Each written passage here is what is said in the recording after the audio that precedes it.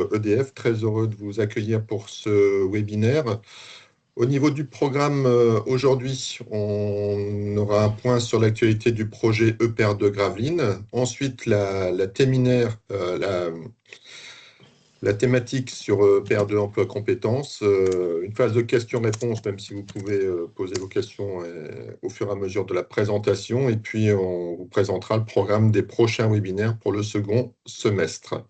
Au niveau des consignes, voilà, je partage le fait que le webinaire est enregistré.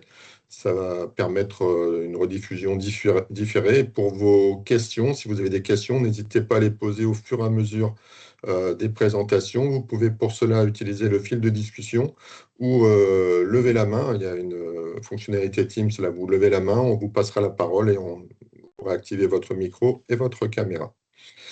Voilà pour l'introduction. Je vais passer la parole à Éline Volta, qui est chargée de mission Grand Chantier EPR2 Gravelines, pour un premier point sur l'actualité du projet EPR2 Gravelines.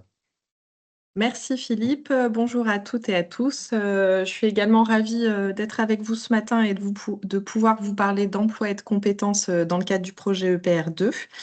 J'appartiens à une petite équipe avec deux collègues que vous connaissez sans doute si vous avez participé au précédent webinaire, donc avec Stéphane Voisin et Édouard Laja qui est connecté aussi ce matin.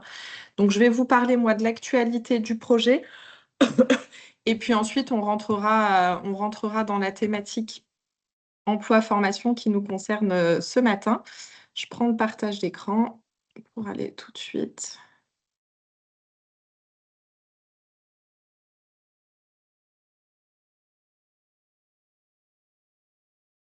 Vous voyez bien mon écran, j'espère. Très bien. Merci. Les quelques points d'actualité pour ce tout début de mois de juillet sur le projet EPR2. La première chose, c'est qu'on attend notre décret d'autorisation environnementale qui est attendu à la fin du mois d'août, peut-être un petit peu avant.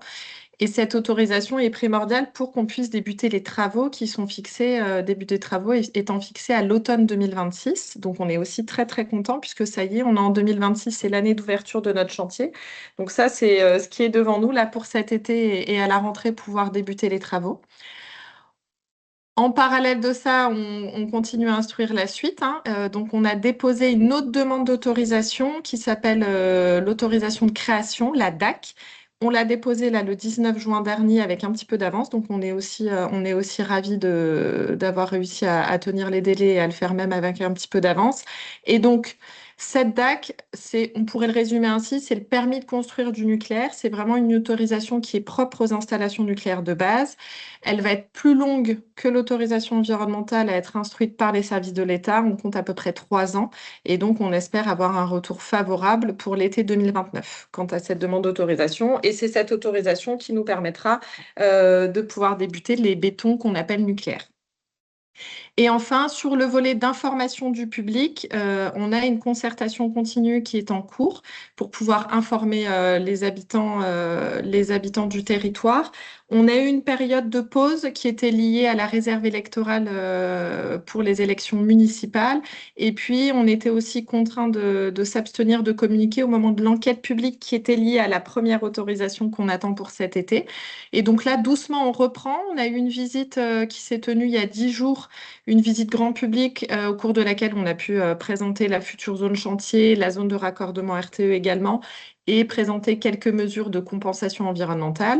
On a tenu un atelier aussi sur le sujet du covoiturage en début de semaine, et puis on a pour cet automne des réunions publiques qui sont planifiées. La première aura lieu à Dunkerque à la fin du mois de septembre et portera sur le sujet de la mobilité. Voilà ce que je pouvais vous dire sur l'actualité du projet. Donc maintenant, je vous propose effectivement qu'on aille sur notre sujet du jour, donc l'emploi et les compétences pour le projet EPR2. Donc je suis accompagnée ce matin d'Anne-Laure Lafaille de France Travail, qui est responsable du dispositif qu'on déploie pour assurer les recrutements qui sont devant nous, et c'est ce qu'on va vous détailler ce matin. Et puis Christophe Monca, responsable de projet territorial pour la région de France, qui nous accompagne aussi dans cette belle aventure sur le volet formation. Je vais débuter et puis Anne-Laure et Christophe prendront la parole après moi pour vous détailler le sujet. Ce qu'on souhaitait faire tout d'abord, c'était de vous rappeler, parce que on ne sait pas quelle est votre connaissance du projet, vous rappeler les grandes étapes voilà, du projet et du chantier avant de rentrer de détailler les compétences qui seront attendues et comment on pense répondre à ce besoin en compétences.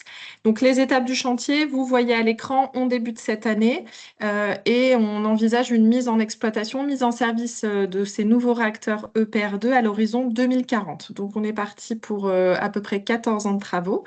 Et sur ces 14 ans de travaux, il faut distinguer deux phases. Une phase dite de travaux préparatoires, où là, on va vraiment préparer le futur chantier, la future construction.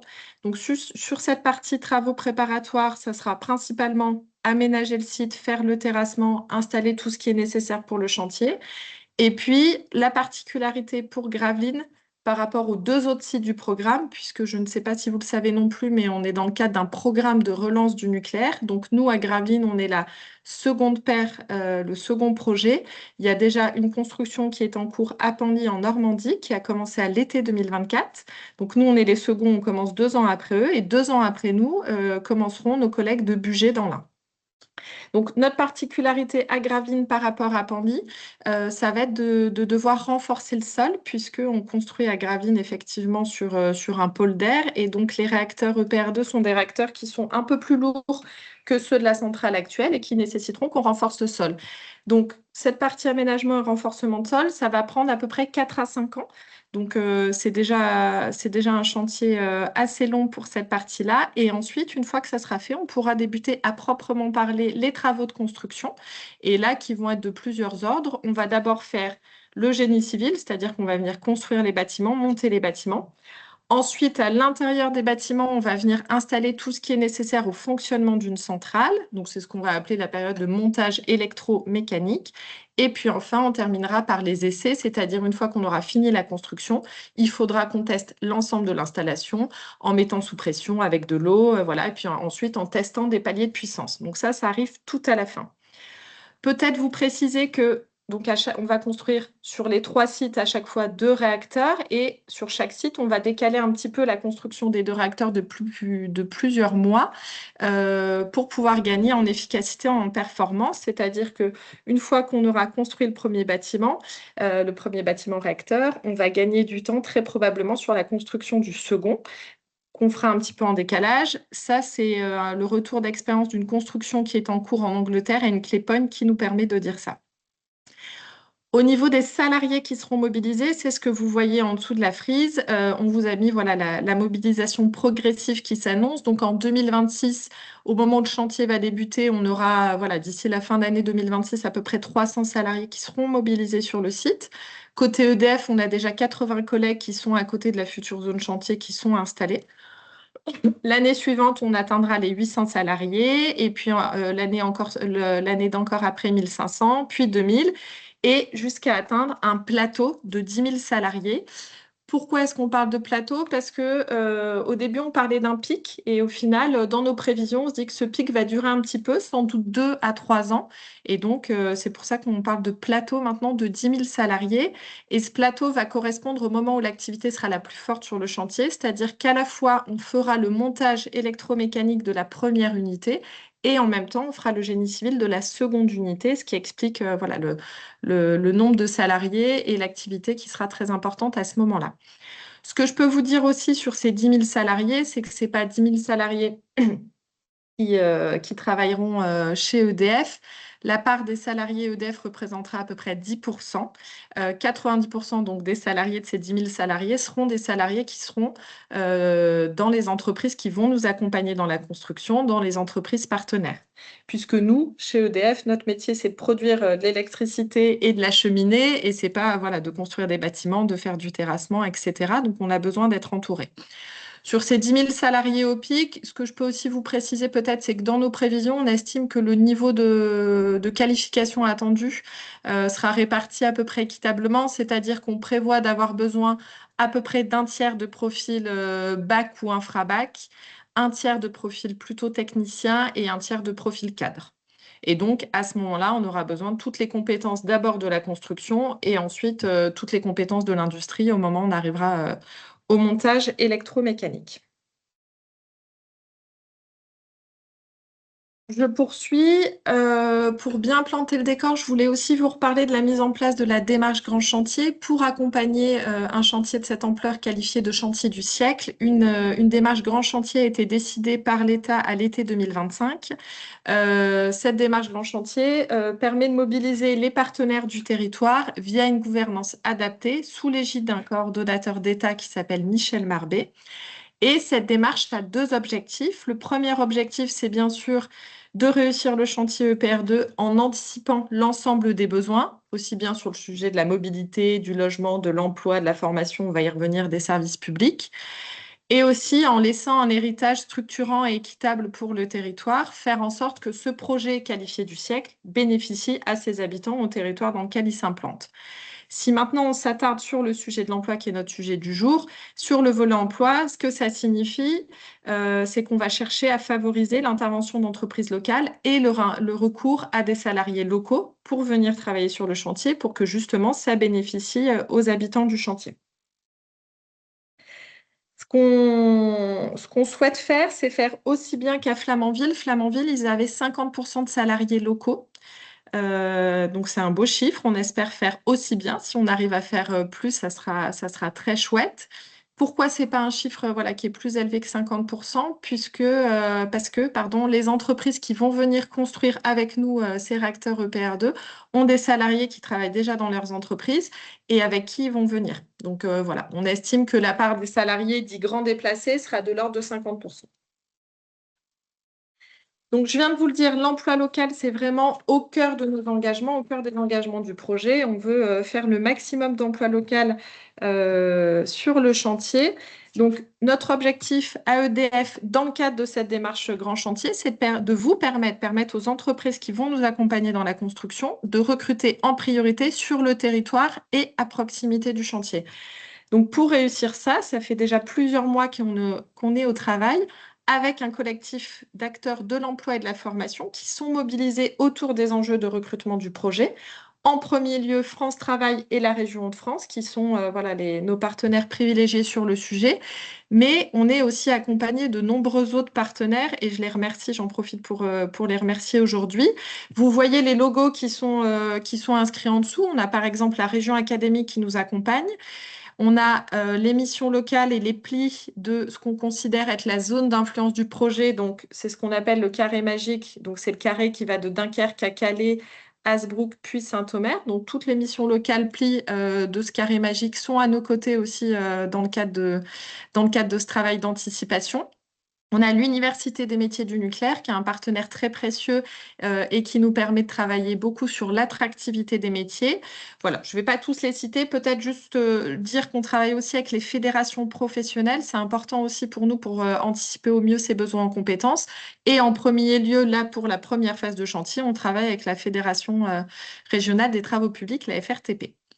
Donc ça, c'était la première brique, c'est mobiliser les acteurs, travailler tous ensemble et anticiper ses besoins en compétences. Ensuite, ce qu'on fait pour réussir cet enjeu de recrutement local, on travaille beaucoup sur l'attractivité des métiers, c'est-à-dire donner envie au plus grand nombre de rejoindre les métiers de la construction et les métiers de la filière nucléaire. Ça passe par là, c'est-à-dire que si on veut recruter localement, il faut déjà avoir des gens qui souhaitent venir travailler avec nous, qui souhaitent venir travailler pour nous. Donc là, c'est ce que vous voyez affiché à l'écran. C'est quelques chiffres pour vous expliquer comment on s'y prend sur ce sujet. La première chose, bien sûr, c'est d'être présent sur les forums, les salons orientation emploi qui sont organisés en nombre sur le territoire et c'est très bien et c'est précieux pour nous parce que du coup, on a plein d'occasions de pouvoir venir présenter les métiers du chantier, ce qui arrive et de susciter l'envie.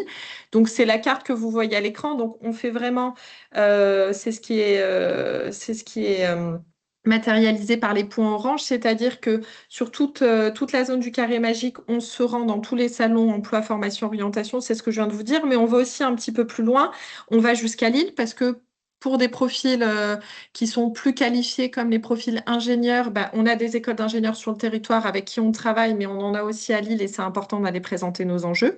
On va aussi jusqu'à Béthune et à Lens parce que c'est aussi intéressant d'élargir nos perspectives pour les besoins en compétences qui seront plus importants peut-être dans un second temps. Donc ça, c'est vraiment les 3000 personnes rencontrées, c'est depuis septembre. Donc voilà, vous voyez qu'on voit vraiment beaucoup, beaucoup de monde et on en parle beaucoup.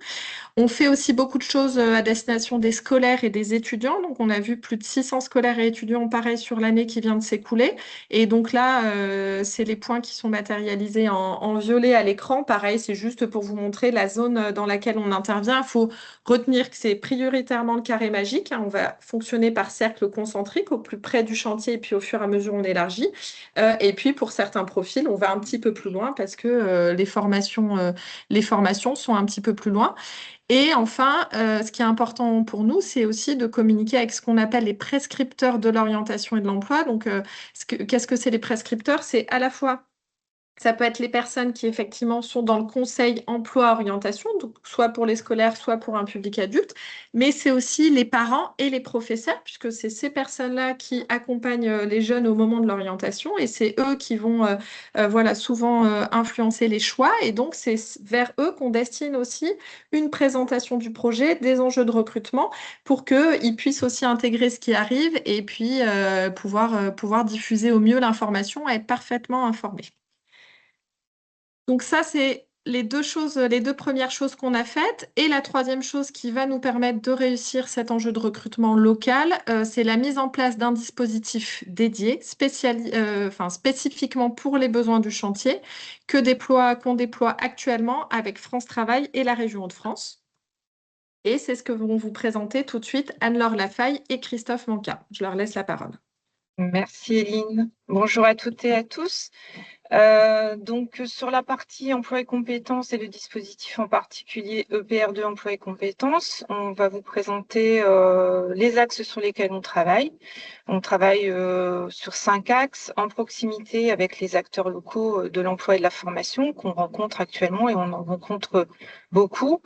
La première partie et qui nous intéresse surtout en anticipation des besoins à venir, c'est le recueil des besoins des entreprises.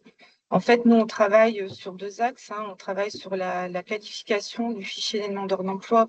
Ça, c'est ce qu'on fait actuellement sur les personnes qui déclarent rechercher un travail dans les métiers des travaux publics et les métiers de l'EPR, mais également en anticipation sur le développement des besoins en compétences, puisqu'on sait qu'on va avoir, Eline a donné les chiffres, beaucoup de besoins dans les années à venir.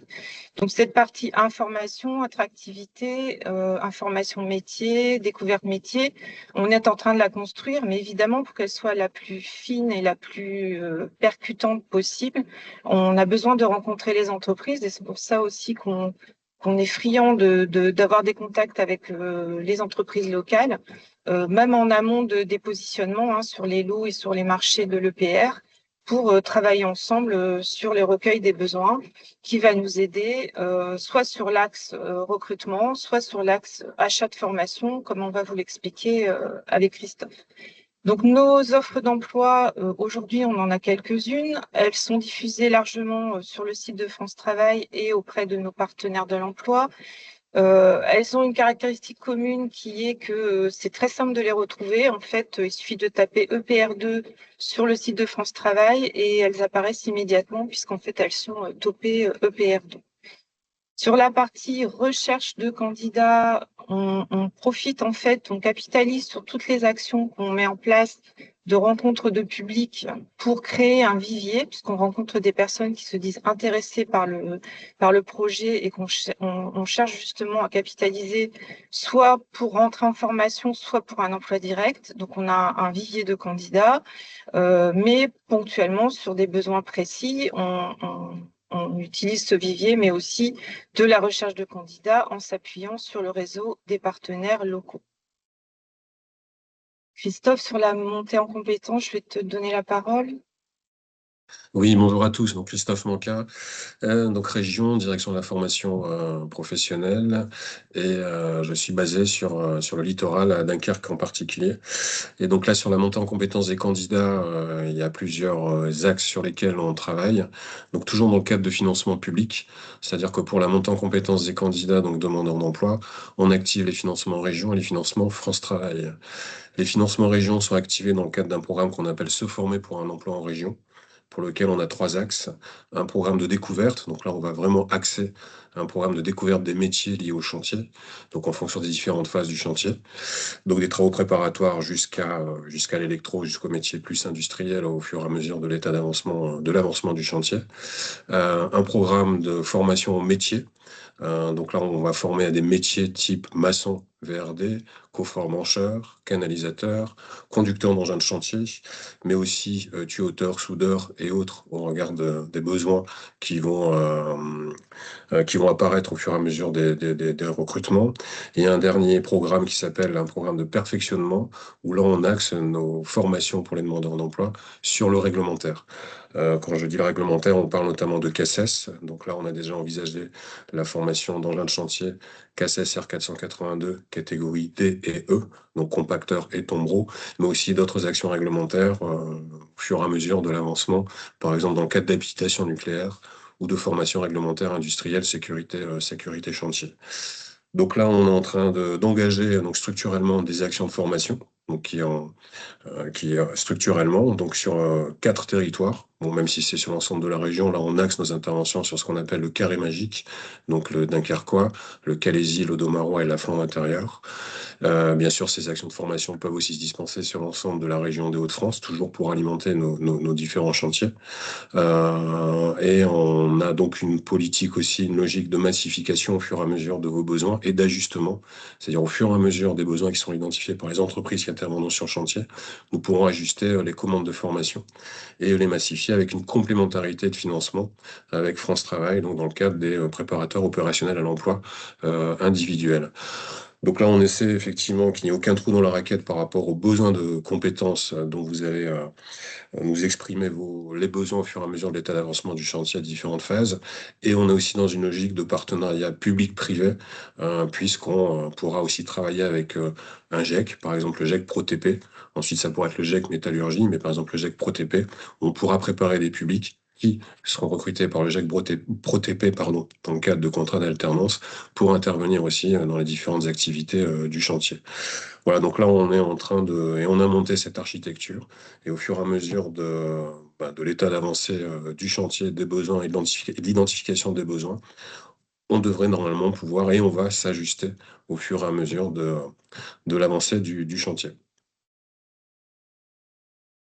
Ok, je vais prendre le relais sur la partie clause sociale. Sur la partie clause sociale, donc on est en mesure d'accompagner les entreprises à la fois sur du sourcing ciblé sur ces publics, mais également on va s'appuyer sur les collègues d'Entreprendre Ensemble qui sont donc des experts de cet aspect-là des recrutements pour vous aider sur les statistiques, la coordination nécessaire et les remontées d'informations sur cette clause sociale. Et donc, pour terminer sur cet aspect-là, on souhaite aussi sécuriser un maximum les recrutements. Donc, on peut travailler également sur des mesures qui sont spécifiques, qui ne sont pas forcément très connues, qui peuvent aider l'intégration dans l'emploi et donc la sécurisation du recrutement. Je pense par exemple à des mesures du type AFEST. Donc, l'AFEST, c'est l'action de formation en situation de travail. Les immersions, donc l'immersion facilitée qui peut permettre également de découvrir un candidat en situation de travail, ou les préparatoires opérationnels à l'emploi qui peuvent aussi se dérouler en interne dans l'entreprise si la compétence n'est pas forcément à acquérir en externe. Donc, sur tous ces champs-là, on peut vous accompagner. Donc, j'ai envie de dire, en synthèse de ce qu'on vous a présenté, rencontrons-nous. On va avancer ensemble sur ce chantier. Et nous, effectivement, notre enjeu, comme l'a présenté Eline, c'est de favoriser l'emploi local. Merci Anne-Laure, merci Christophe. Pour compléter nos propos, on voulait illustrer ce qui se passe donc, sur le chantier de Panly chez nos collègues normands. Donc, pour rappel, le chantier a débuté à l'été 24. Et donc là, presque 2 ans après le début du chantier, c'est les chiffres de recrutement. Pourquoi on vous montre ça? Parce qu'ils ont mis en place un dispositif similaire à celui qu'on est en train de déployer. Une cellule de recrutement qui leur permet de recruter sur le territoire les compétences dont les entreprises ont besoin. Et donc, on voit à l'écran qu'à Panly, ils ont réalisé 454 embauches, donc aussi bien du CDI, CDI de chantier ou du CDD. Sur ces embauches, on a une part de contrats d'intérim, aussi 200 contrats d'intérim qui sont souvent, mais vous le savez mieux que nous, qui sont souvent des tremplins vers un emploi plus durable, plus pérenne derrière. Sur ces 200 contrats d'intérim, il y avait 83% de recrutements locaux. On a aussi 49%, si on dézoome 49% de locaux parmi l'ensemble des embauches. Et puis, on vous a mis des chiffres sur l'alternance, 67 contrats d'alternance. Donc, c'est intéressant aussi sur un chantier qui démarre et ça va progresser. Et on aura la même stratégie, effectivement, à Gravine d'avoir des alternants sur le chantier. Et puis, aussi une indication sur le pourcentage de femmes qui sont sur le chantier, 27% de femmes. Et ça, c'est aussi intéressant à noter, à souligner, puisque ça, c'est un objectif commun qu'on doit se fixer tous ensemble, c'est d'augmenter le pourcentage de femmes sur un chantier de construction, puisque les chiffres sont extrêmement bas en la matière. Donc, on va, voilà, aussi, dans tout ce qu'on vous a présenté tout à l'heure, on va avoir une attention particulière à destination de ce public féminin pour les attirer vers les métiers du chantier. Pour finir, on vous laisse nos contacts à tous les trois. Donc, vous avez nos adresses mail qui sont affichées à l'écran, donc à Anne-Laure, Christophe et à moi-même. On vous invite vraiment à nous contacter si vous souhaitez. Alors, soit si vous avez déjà remporté un marché pour le chantier, ou si vous êtes en train de réfléchir à répondre à un appel d'offres, ou si vous répondez actuellement à un appel d'offres, parce que même en avance de phase, on peut vous rencontrer. Et puis, voilà, vous présenter tout ce qu'on fait, qu'on regarde ensemble le vivier des candidats, voir si effectivement c'est des compétences qui sont disponibles. Si c'est pas le cas, quel dispositif de formation il faudra déclencher pour obtenir ces compétences. Donc, vraiment, n'hésitez pas à revenir vers nous. Et puis, on a aussi affiché l'adresse mail qui est à destination des candidats. Ce fameux vivier de candidats, bah, comment on l'a constitué? C'est en étant voilà, à la rencontre de tous les publics sur les forums, salons ou autres événements au cours desquels on a pu diffuser cette adresse mail. Donc, toute personne intéressée pour venir travailler sur le chantier écrit à cette adresse qui s'affiche en donnant son CV si possible et en précisant les métiers ou les activités qui l'intéressent sur le chantier, puisque même si les personnes ne sont pas formées, vous l'avez compris, on sera capable de le faire. Donc, il ne faut pas se censurer. Par contre, il faut manifester son intérêt. On en a terminé pour notre partie. Philippe, je te rends la main peut-être? Oui, merci Éline. Au niveau des questions, j'ai relancé à plusieurs reprises, mais nous n'avons pas eu de questions au fur et à mesure des présentations. Peut-être que maintenant qu'on a une présentation, une vue globale sur le dispositif, est-ce que vous avez des questions ou des points sur lesquels vous souhaiteriez un complément d'information? Des remerciements de Manel, merci. Apparemment, c'était très clair. Est-ce qu'il y a des points complémentaires sur lesquels vous souhaiteriez un complément? Pour Aline également, apparemment, c'était très clair. Pas de questions, pas de points particuliers. Bon, voilà, de toute façon, c'est un dispositif qui va se mettre en place. Les éléments seront disponibles également sur CCI Business. Ah, il y a une question maintenant concernant les formations en continu pour les personnes déjà en poste. Ben, vous pouvez peut-être prendre directement la parole, Manel, si c'est Oui, peut-être un peu oui. long de formuler votre question par écrit. N'hésitez pas. Vous devriez pouvoir activer votre micro et la caméra, ou à minima le micro, hein.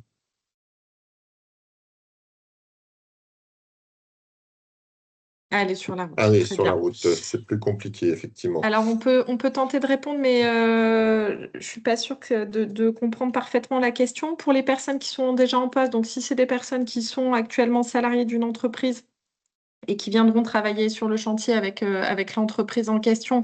Ça appartient, c'est la politique de formation professionnelle et de montée en compétences de l'entreprise, donc ça appartient à l'entreprise. Si la question, c'est plutôt avec un objectif de reconversion, c'est-à-dire quelqu'un qui est en poste et qui aimerait se reconvertir vers un métier du chantier, il y a des dispositifs qui existent et on travaille effectivement avec un organisme qui s'appelle Transition Pro, qui peut vous permettre effectivement de venir travailler sur le chantier après une formation adaptée. J'espère que voilà, ça répond à la question. Alors, une autre question de Nelly. Est-ce que sur un projet comme celui-ci, les acteurs privés du recrutement peuvent se positionner? Euh, alors là, ça appartiendra aussi aux entreprises. Du côté d'EDF, là, des 10% des salariés EDF travaille déjà avec des partenaires du recrutement, des cabinets de recrutement. Donc ça, voilà, c'est côté EDF. Et du côté des entreprises qui vont venir travailler sur le chantier, ça leur appartiendra. Sur ce genre de prestations, c'est plutôt pour des profils, voilà, quand on fait de la chasse de tête, c'est des profils qui vont être, voilà, soit très qualifiés, soit des profils où on aura vraiment une pénurie de compétences. Les entreprises pourraient faire appel effectivement à des cabinets spécialisés. Merci. Éline, d'autres points ou questions? N'hésitez pas à prendre la parole ou à formaliser via le fil de discussion. On a encore plusieurs remerciements puisque apparemment c'était voilà, très, très clair, mais n'hésitez pas. En tout cas, Anne-Laure, Éline et Christophe. Christophe seront disponibles pour y répondre. Ce que je peux peut-être refaire, c'est remettre la slide avec les coordonnées. N'hésitez pas à bien les noter. Tous les éléments, en fait, l'enregistrement de ce webinaire et le support utilisé seront disponibles sur CCI Business Hauts-de-France. Donc, si vous avez des questions complémentaires, n'hésitez pas. Je vois qu'il y a une autre question qui est arrivée. Avez-vous pensé, autre que les forums, à des visites chantier CNPE pour les candidats intéressés? Alors, on fait des visites, je le disais tout à l'heure, pour les prescripteurs emploi-orientation. Pour les candidats, c'est arrivé aussi, hein, Anne-Laure. On a organisé notamment dans le cadre de la Semaine des métiers du nucléaire, on a fait venir des groupes de demandeurs d'emploi qui sont venus visiter la future zone chantier et à qui on a présenté le projet. Et ça, c'est quelque chose qu'on peut tout à fait reconduire et qu'on a prévu de reconduire à l'occasion, voilà, d'événements un peu particuliers. Alors, on ne pourra pas le faire sur tous les candidats intéressés. Mais oui, c'est quelque chose qu'on est capable de proposer. Bien. D'autres questions ou points complémentaires?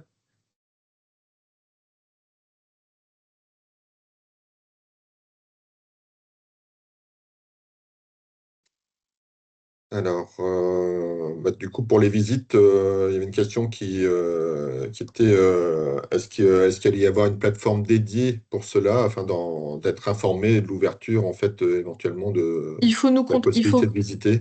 il faut nous contacter. N'hésitez vraiment pas, il faut nous contacter, exprimer votre besoin et puis on verra comment on peut y répondre au mieux. Voilà. Donc, c'est tout à fait faisable. Maintenant, ça demande un peu d'organisation et donc voilà, il faut se manifester lors des forums, lors des visites, des manifestations ou en sollicitant via un petit mail les différents acteurs présents aujourd'hui.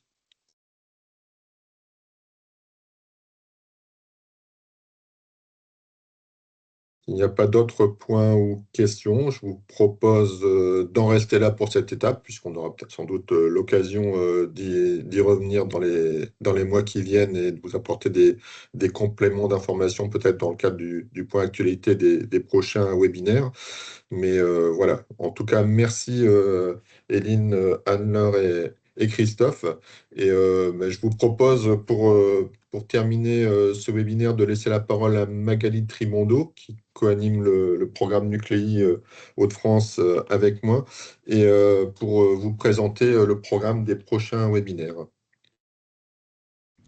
Oui, donc je vais vous donner le programme des prochains webinaires. Je voudrais juste répondre à Daniel.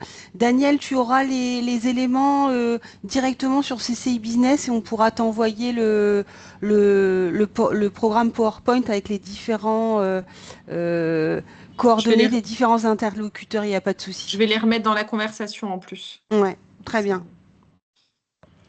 Et donc pour les prochains webinaires, donc évidemment, il y a une pause pour la période estivale, mais on a prévu à nouveau de renouveler un petit peu ce qu'on avait pu faire pour les grands chantiers EPR2. avec notamment un certain nombre de webinaires. Philippe, tu as le PowerPoint? Ah oui, pardon. J'ai perdu le partage, excusez-moi. Non, mais il n'y a pas de souci.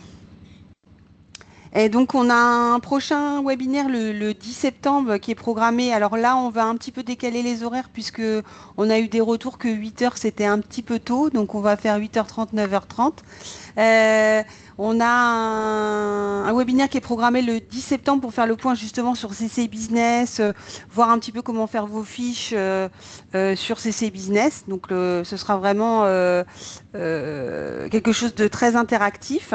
On a programmé aussi un webinaire sur les exigences chantier, l'ouverture des travaux préparatoires avec l'intervention d'Alexandre Willot. Vous pourrez lui poser toutes les questions nécessaires par rapport à cette thématique le 16 octobre.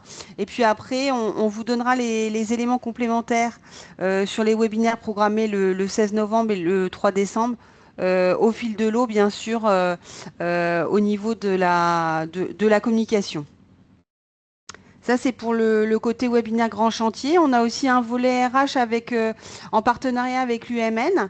On a donc programmé un webinaire le 1er octobre sur tout ce qui est dispositif de parrainage boursier. Donc du coup, ça peut être vraiment intéressant pour vous de connaître un petit peu ce dispositif.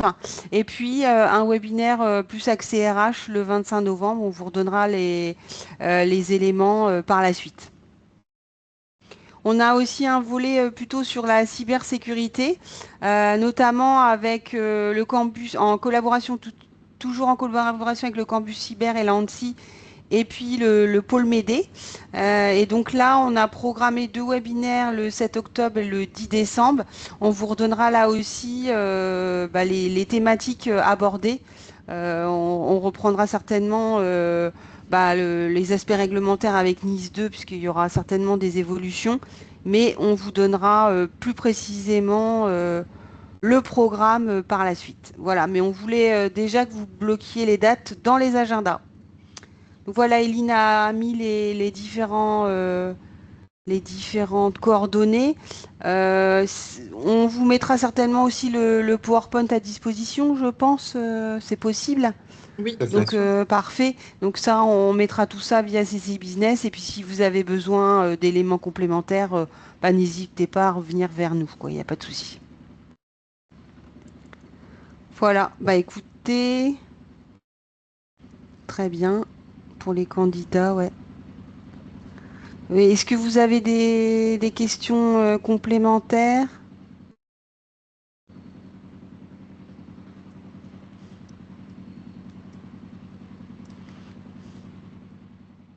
Non, bah très bien. Bah écoutez, S'il n'y a pas de point complémentaire, on vous propose de conclure. Merci, merci à encore. très bientôt et on vous tient informé de tout ce qu'on va organiser par la suite. Il y avait une question concernant les alternants. Les alternants. Vous prenez des alternants à partir de quand? Alors, les alternants. Il y a, je crois, 4 ou 5 alternants là qui ont déjà été recrutés pour la rentrée. Effectivement, sur l'année de lancement du chantier, on ne peut pas aller beaucoup plus loin parce qu'il faut d'abord gréer les équipes, que les équipes soient en place pour être en mesure d'encadrer les alternants. Mais ça va augmenter. Donc voilà, une petite poignée là pour cette rentrée. Et la rentrée prochaine, ça sera déjà mieux, à la fois de notre côté EDF, mais aussi chez nos partenaires industriels, puisqu'on aura eu le temps d'anticiper. Et puis surtout, les équipes seront déjà en place. Si on regarde le modèle de Pandy, un peu moins, à 2 ans à peu près après le début du chantier, il y a 70 alternances qu'on a vu tout à l'heure. Donc ça nous donne, ça nous donne une cible aussi pour nous. Ça marche. Et voilà. Et Daniel nous fait part de son intérêt à la fois pour les visites et les différentes thématiques. Et Daniel nous pose la question si on aura besoin d'électriciens. Oui, on aura besoin d'électriciens. Alors, parmi les premiers métiers du chantier, c'est pas des électriciens qu'on va recruter en majorité, mais on en aura quand même besoin parce qu'il va falloir notamment construire des bases vie pour accueillir l'ensemble des compagnons des salariés du chantier. Donc, dans ce cadre-là, on aura besoin d'électriciens. au début, mais du coup sur des volumes assez modestes. Et par contre, quand on arrivera sur la phase que j'ai présentée tout à l'heure de montage électromécanique, là, il nous en faudra beaucoup, beaucoup plus.